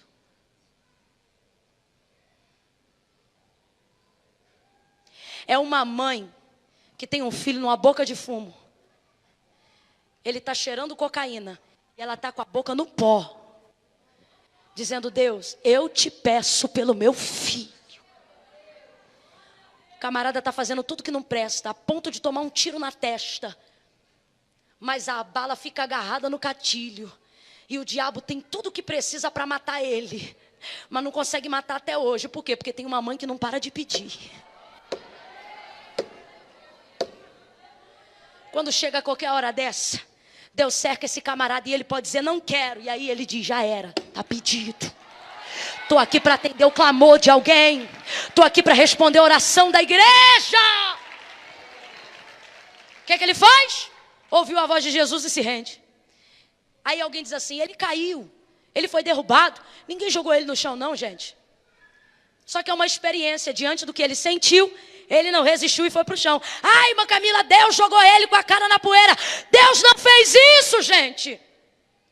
Porque uma experiência com Deus não pode ser obrigada, precisa ser voluntária. Por isso a obra da conversão não é por força nem por violência. Ah, Deus derrubou ele. Ninguém derrubou. Ah, ele caiu do cavalo. Nem cavalo tem no texto. Aí chegou lá como, irmã Camila? Não me interessa. Se é para conjecturar, a gente vai viajar na maionese. Pode ter chegado num carro de ferro porque era romano. Podia não estar em cavalo, nem em carro nenhum, porque já estava na entrada da cidade. Então esqueça isso. O termo caiu aqui é para quedava-se. Sabe o que significa? Desceu depressa. Como não tem uma palavra dentro do vocábulo português para interpretar desceu depressa no grego, bota que caiu. É o termo mais próximo para dizer que alguém desceu rápido demais. Mas Camila, o que você está dizendo? Deus te trouxe aqui para te dizer: quando eu te fizer experimentar o que você precisa experimentar para entender o propósito que eu tenho com você, não fica resistindo não. Pega na mão de alguém e diz: desce logo. Não, vai, desobstrui aí a coluna dessa pessoa. Desce ela e diz assim: desce logo. Quando sentir a presença de Deus, desce logo. Quando sentir a glória de Deus, glorifica logo. Quando Deus te tocar, manifesta logo. Quando Deus te falar, ouve logo. Renuncia logo. Perde logo. Desce logo. Se humilha logo. Tem gente deixando de viver a plenitude da chamada, a plenitude do ministério, porque não consegue ser fiel às experiências com Deus. Sabe o que me incomoda? Paulo não é um garotinho bonzinho, é um sanguinário perseguidor, torturador, pega a mulher pelo cabelo, encarcera a jovem, tortura velhinhos, para poder saber o que está acontecendo nesse movimento que ele acha que é terrorista. Mas quando ele sente a presença de Deus, quando ele ouve Jesus falando com ele, o texto diz que ele desce depressa, que ele se rende na hora. Mas Camila, o que você está dizendo? O que me impressiona é que um camarada que não frequenta a escola dominical, nunca entrou num círculo de oração, sabe de nada. Quando sente a presença de Deus, ele sabe. Nunca senti isso que eu estou sentindo aqui. Agora aqui, quando Jesus está falando com ele, responda para mim, ele sabe que é Jesus? Ele sabe que é Jesus? Mas está rendido, sabe por quê? Não precisa conhecer a Bíblia de Gênesis e Apocalipse. Só precisa reconhecer que quem está diante de você é maior do que você. É maior! Ele entendeu, é maior! Rendeu, desceu. Olha para quem está do teu lado e diz: desce logo. Diz, desce logo. A gente pergunta: quem quer receber a Cristo hoje? Ah, semana que vem. Rapaz, aí vem prostituta, homicida, assassino, charlatão, cafetina. Sente a presença de Deus, vem para Cristo chorando, lavada na mesma. Demônio manifesta, a gente repreende, sai caída, a gente levanta, dá copo d'água, pega o número do WhatsApp, daqui a pouco obreira, daqui a pouco missionária, daqui a pouco pastora, daqui a pouco serva, salva, lavada, remida, arrebatada. Aí não. Aí vem o outro que vem à igreja todo domingo, participa de toda a conferência, dá dízimo e tudo, dá oferta e tudo, semblante de crente, jeito de crente, vocabulário de crente. Você pergunta: você é crente? Ele diz: sou não, mas gosto. Aí você pergunta: quer fazer uma aliança com Cristo? Ele diz: hoje não. Não é possível. problema é o quê, irmã Camila? Não está sentindo? Não. Sentindo tá, só que não é fiel ao que sente.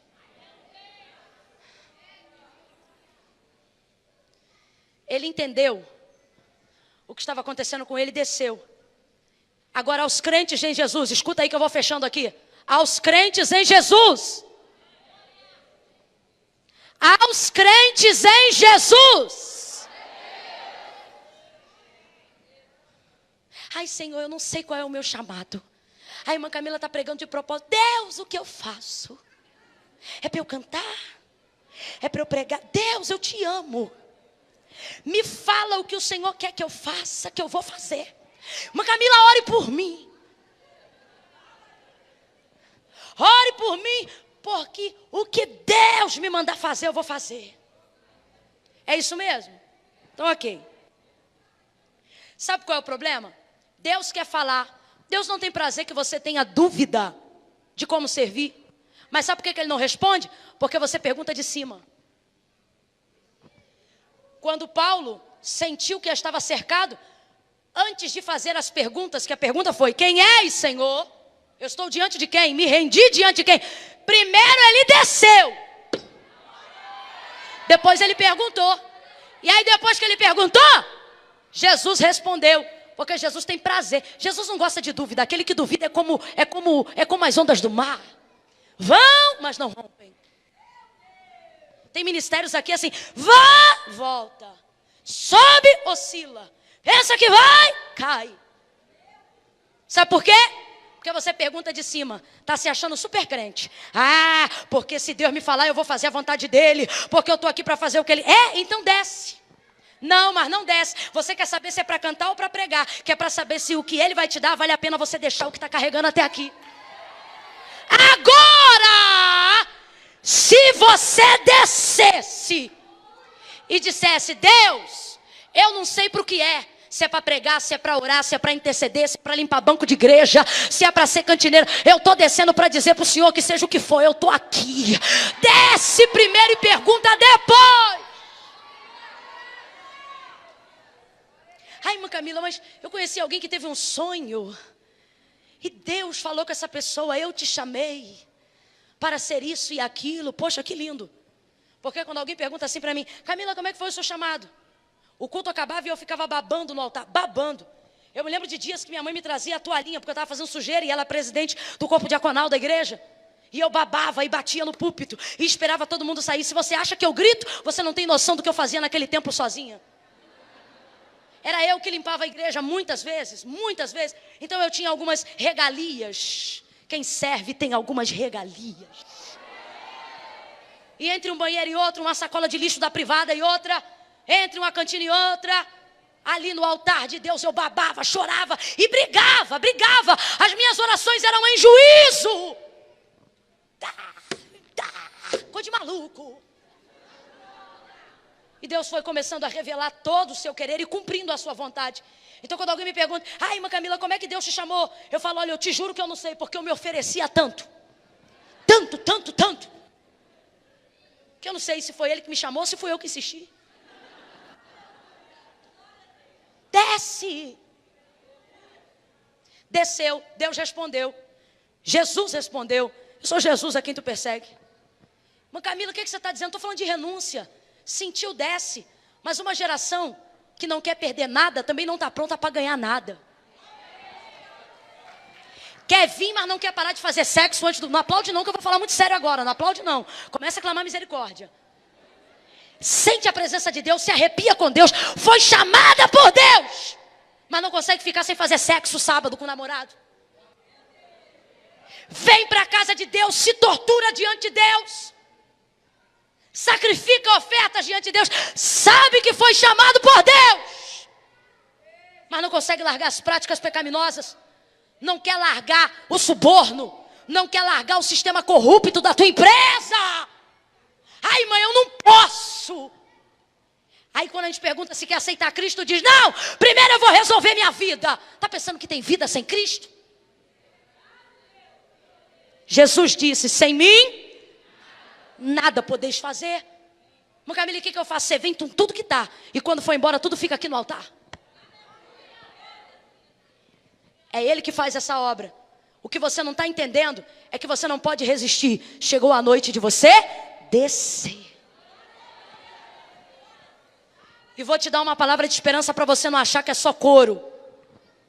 Depois que ele desceu, a palavra de Jesus foi essa: agora levanta-te. Ah, não, vou falar de novo, porque eu já vi que você é melhor do que isso. Chegou descendo, mas foi embora de pé.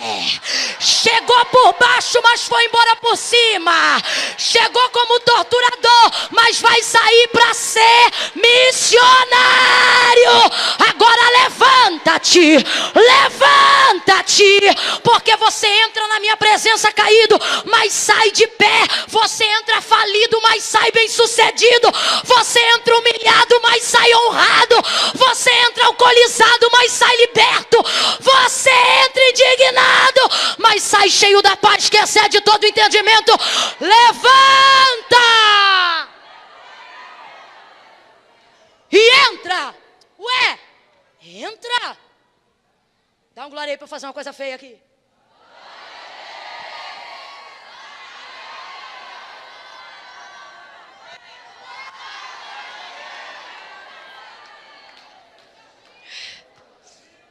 Meu Jesus. Ó, entra na cidade. Quem lembra a cidade? Isso. Vou te botar na bolsa junto com o baterista que eu vou levar. Ó, Damasco. Damasco é a terra que ele queria entrar quando estava indignado. Damasco é a terra que ele queria entrar quando estava errado. Damasco era a terra que ele queria entrar quando não conhecia o propósito. E o diabo tem dito para as pessoas: não se entregue ao chamado, não. Não viva ministério, não, porque ministério consome, obra de Deus consome. Igreja mata. Igreja não mata não, meu irmão. O que mata é não tirar férias. Ah, igreja mata. Mata não. O que mata é decepção, traidor. Obra de Deus é uma bênção. A igreja é uma tábua de salvação para muita gente que lá fora já estava arrebentado, mas aqui dentro descobriu que tinha talentos, tinha vida, tinha propósitos. Mas o diabo cria um sofisma. Mentira, irmã Camila? Não, sofisma. O que é um sofisma? É uma mentira que contém muitas verdades. Então você acaba pensando que é uma verdade. Mas porque uma coisa tem algumas verdades, ela não é verdade tendo mentiras. Então o que o diabo faz? Ministra algumas coisas que são verdade e contém nessas coisas algumas mentiras, para que, confundido pelas verdades, você acredite nas sofisma. E ele diz assim: obra de Deus é coisa séria. Verdade ou mentira? Quem dedica a vida para Deus, quem dedica ministério para Deus, tem que dedicar a vida. Verdade ou mentira? Para viver os sonhos de Deus, você tem que perder os seus. Verdade ou mentira? Mentira. Você viu que o sofisma é tão grande que eu queria? É porque a câmera e a estrutura de som não vai conseguir captar. Unissoantemente vocês disseram verdade na primeira. Unissoantemente vocês disseram verdade na segunda. Quando eu coloquei a terceira circunstância, metade disse verdade e a outra metade disse mentira. Foi ou não foi? Mentira. Por quê? Quem disse verdade? Quem conseguiu realizar sonhos depois que conheceu Jesus. Quem disse mentira? Quem renunciou a alguma coisa que acreditava que era o melhor e achou que perdeu o sonho para fazer a vontade de Deus. Foi isso que aconteceu aqui agora. Mas por que eu vos afirmo que é mentira? Primeiro, se você ainda não realizou um grande sonho, você pode ter certeza que Deus não tem nada a ver com isso, porque Deus trabalha. Trabalha. Presta atenção. Não estou falando de ficar com o marido que não é seu, não. Estou falando de sonho. Estou falando de coisa íntegra. Estou falando de coisa linda de Deus. Aqui, ó. Fez terra, descansou. Fez lua, descansou. Fez mar, descansou. Fez dinossauro, teve descanso. Fez leão, teve descanso. Fez macaco, teve descanso. Criou erva, semente, fruto. Regou a terra. Criou os limites. Criou tudo e teve descanso. Estabeleceu o firmamento e descansou. Criou o homem. Nunca mais descansou. Jesus vai ser assunto aos céus milênios depois da criação da humanidade. Olha como é que Jesus vai para o céu. Eu vou para o meu Pai. Vai não, Senhor, fica, não posso. Por quê? Porque eu trabalho e meu pai trabalha até agora. Aí você lembra de Isaías falando, ancião de dias, pai da eternidade. Se ele é pai da eternidade, criou a eternidade, porque Deus não existe, Deus é. Aí você pensa, se alguém que trabalha desde a eternidade, vixe, está trabalhando muito. Trabalhando para quê? Para se autossustentar? Deus não precisa, Deus não subsiste, Deus é. Agora, Isaías disse pelo que ele trabalha. Ele disse, porque desde a antiguidade.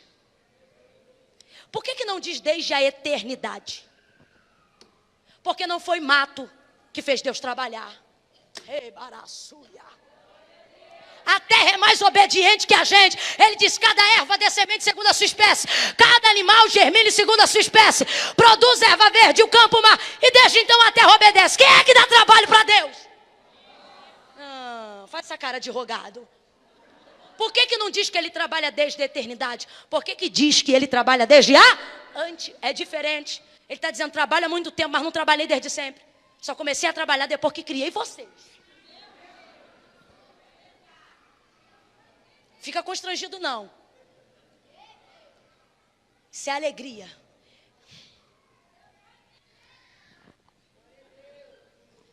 Desde a antiguidade, com o ouvido não se ouviu, nem com o olho, um Deus. Se esse é o seu Deus, adore a Ele nesta noite. Um Deus que trabalha.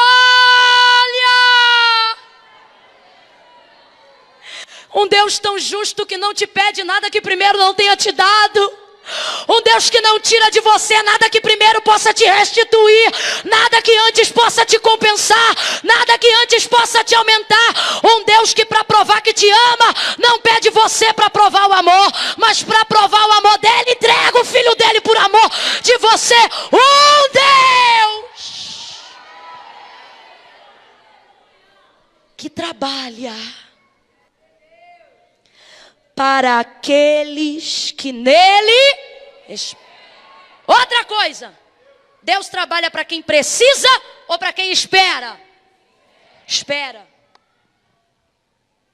Ou seja, não é necessidade que move a Deus. Se fosse para quem precisa, não tinha mais nenhum mendigo debaixo da ponte.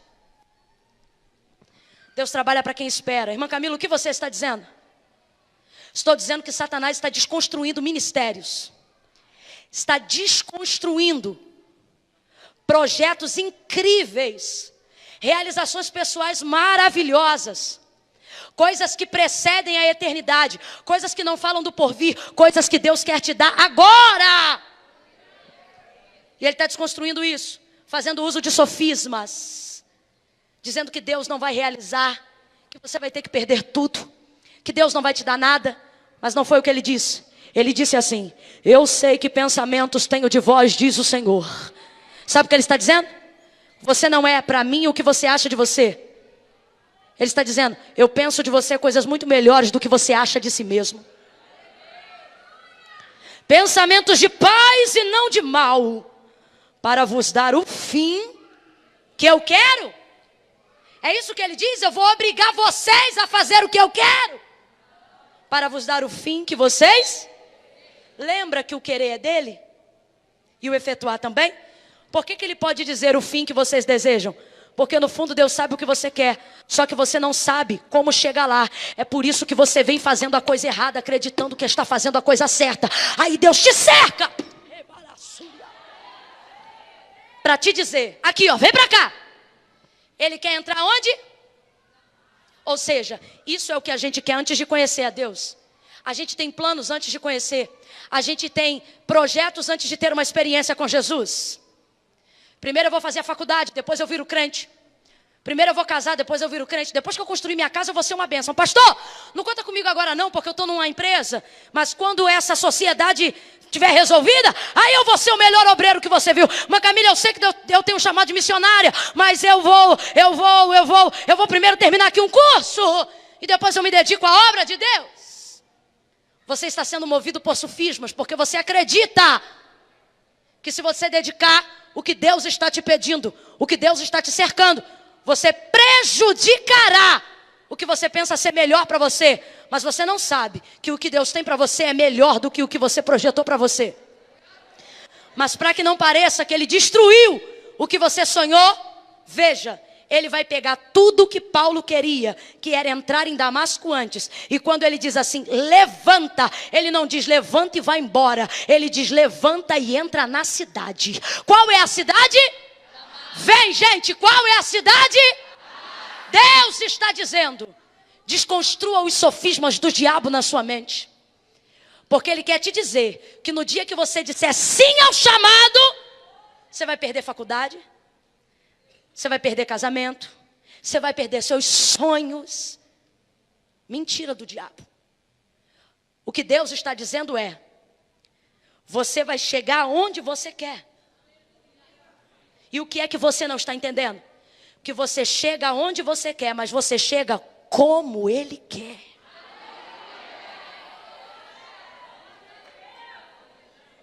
É Damasco que você quer entrar? Tá. Só que olha como é que ele quer entrar. Quer entrar chutando, quer entrar arrombando porta, quer entrar puxando pelo cabelo. E ele acredita que essa é a melhor maneira.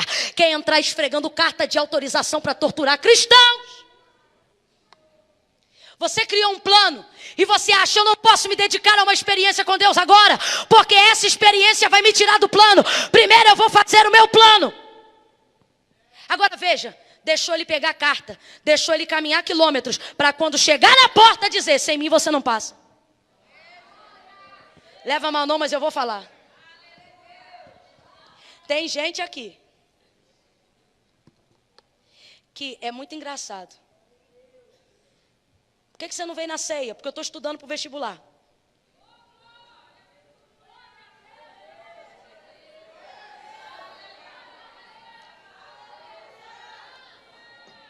Por que você não veio para o culto? Porque eu tenho que fazer uma prova. Tá bom. Aí faz, não passa. Primeira segunda-feira, campanha da vitória. Ele é o primeiro a chegar.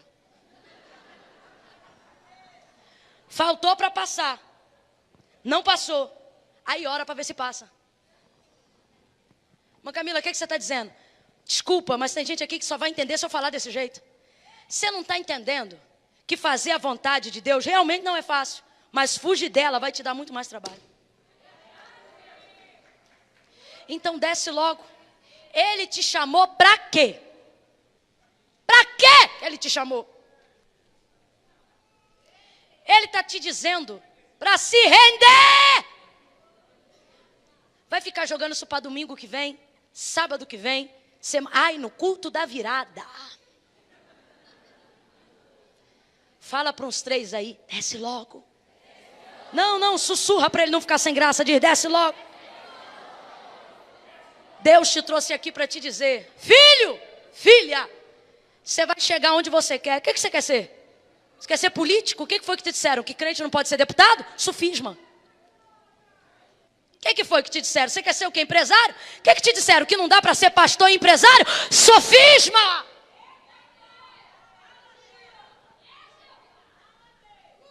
O Senhor está perguntando aqui, o que é que te realiza? Em que você se completa? Você se completa glorificando meu nome. Então, para glorificar meu nome, entra na cidade. Toma posse do que você quer. Vai lá e diz que foi eu que te introduzi. Agora tem uma coisa. Você vai chegar onde você quer, mas vai chegar como eu quero. E como eu quero é muito melhor do que como você planejou. Oh! Jesus disse para ele, levanta. E eu vou dizer isso agora e a palavra de ordem. Ajeita essa bolsa e se prepara, porque você vai ficar de pé num salto de glória. Não me vem levantando cheio de artrite e artrose, não. No 3 você levanta para possuir o que Deus vai usar para glorificar o nome dele na tua vida. Depois de descer, o Senhor disse, levanta-te. Levanta e entra. Levanta e toma posse. Levanta!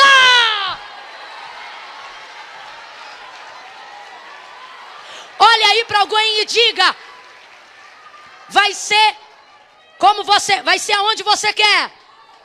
Diz, vai ser aonde você quer. Mas vai ser como Deus quer. Deus vai abrir uma porta. Deus vai te fazer viver uma experiência extraordinária. Mas Ele te trouxe aqui para te dizer: é o que você quer. Eu vou dar o que você quer. Mas vai ser como eu quero. Porque alguém diz, os fins justificam os meios. Deus não partilha dessa ideia. Deus não partilha dessa ideia.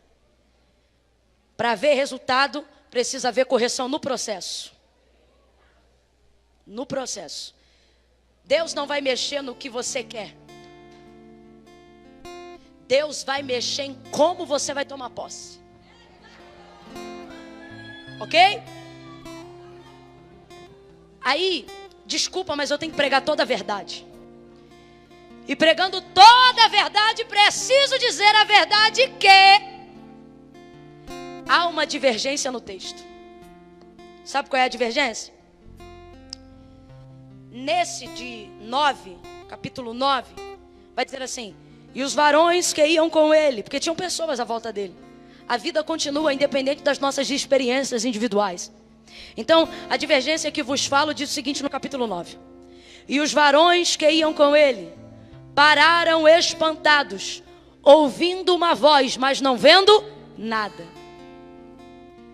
Capítulos mais à frente, quando a narrativa histórica da mesma experiência é citada em Atos dos Apóstolos, vai dizer diferente. Vai dizer assim: e os varões que iam com ele viram uma luz, mas não ouviram. Divergiu. Ó, divergiu. E olha eu para a divergência. Sabe por quê? Porque eu não posso basear as experiências pessoais que eu tive com Deus baseado no que quem está à minha volta sentiu, baseado em como ouviu.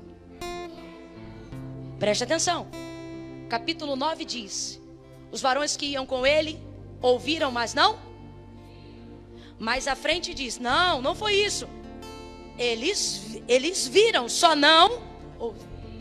Só que me responda.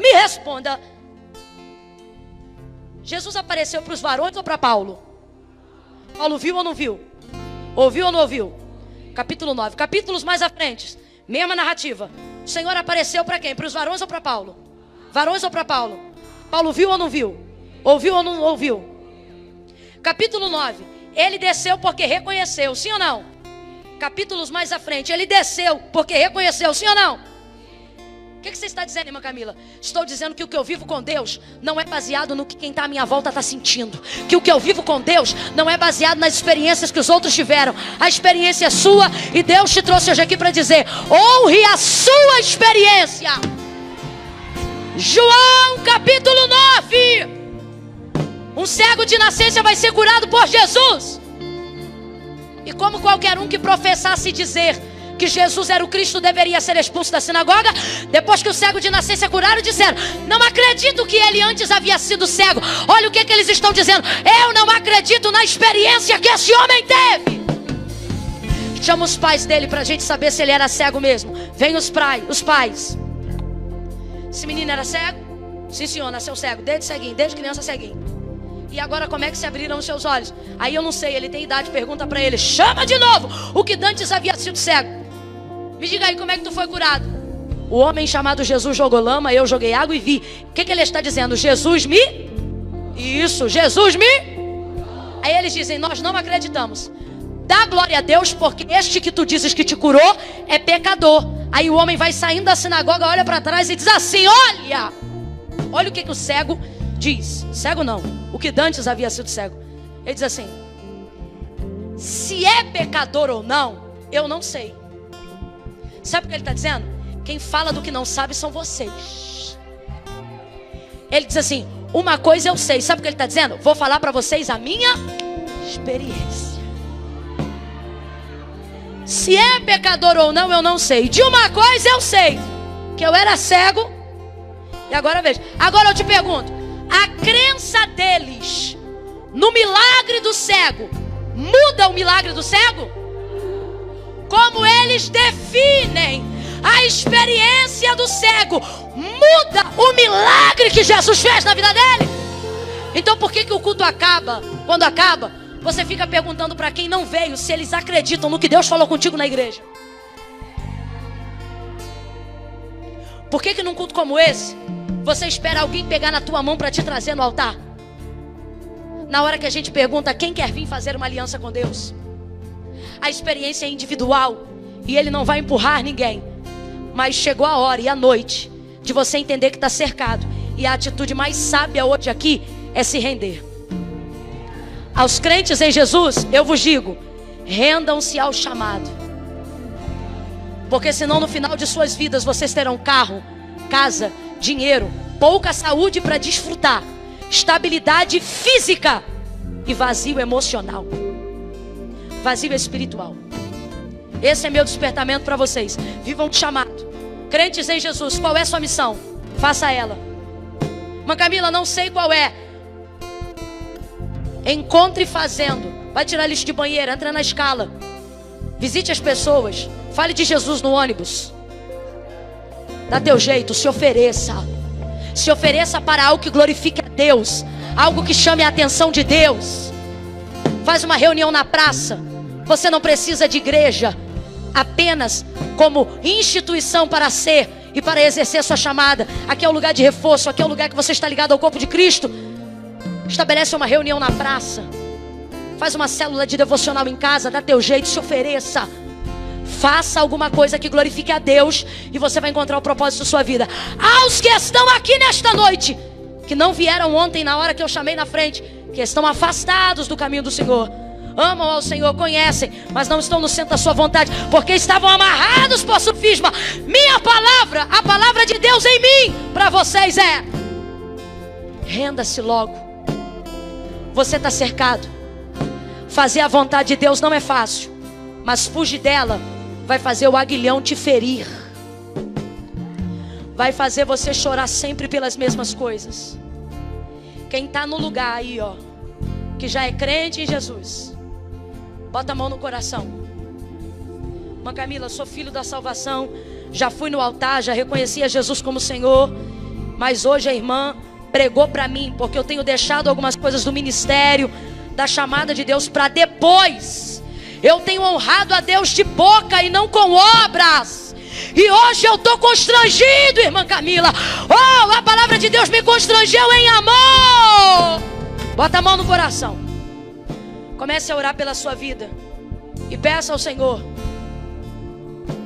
que a experiência que você viveu com Ele seja o suficiente para te alimentar, para te fazer entender que você vai chegar aonde você quer, porque o querer não é seu, é dele, e Ele vai efetuar.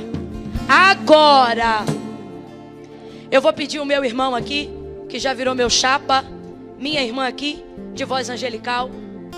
Eles vão entoar o refrão de uma canção. Quando eu disser 3 e eles começarem a cantar, você que está aqui está afastado dos caminhos do Senhor. Você que está aqui e ama ao Senhor, mas não pertence ao corpo de Cristo, não pertence a nenhuma igreja evangélica. Não interessa como eu me visto ou como está a pessoa do teu lado. Tudo o que interessa agora é a sua salvação. E ela só depende de uma atitude de fé sua. Qual? Vim como você está. Você precisa entender que está cercado. Então, se você acredita que você nasceu para cumprir um propósito, você precisa entender que o início desse propósito é compreender que a sua salvação já foi garantida.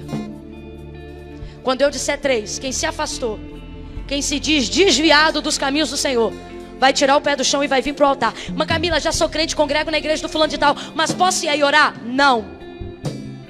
Você vai orar aí onde você está. No 3, pode ser uma alma, mas uma alma vale mais do que o mundo inteiro, porque ontem fizemos o convite e vieram muitas.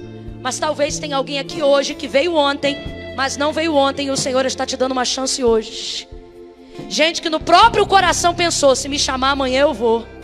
O Senhor está dizendo: é o seu dia, a sua hora. Eu conto 1, a igreja começa a orar. 2. Já está vindo. Pode chegar, meu irmão. Fica à vontade. Vai chegando. Isso. Fica aqui no